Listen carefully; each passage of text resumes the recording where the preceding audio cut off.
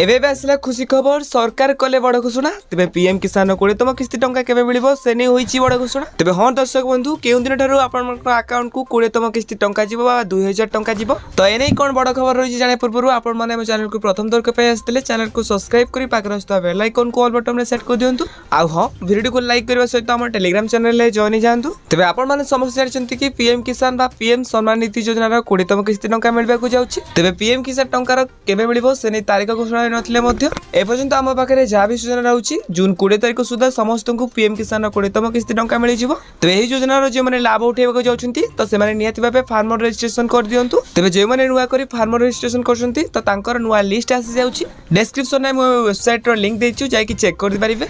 तबे पीएम किसान 20तम किस्ती टंका पाए पई आपण मानक बैंक रे जो मोबाइल नंबर टी अछि सेटा आधार कार्ड रे लिंक हेतो दरकार आ निजर डीबीटी लिंक करबा सहित ई केवाईसी प्रक्रिया और फार्मर राइट नियति भाबे आपण मानक पाखे थिबा दरकार। तेज जदि आपण माने पीएम किसान टंका को नहीं आसुवा बड़ खबर जानवा चाहता तेज निहत भाव आम चैनल को सब्सक्राइब कर दिंतु। आ हाँ आपण माने वीडियो केउं जिल्ला देखुछंती निहत भाव कमेंट बॉक्स रे लिखंतु।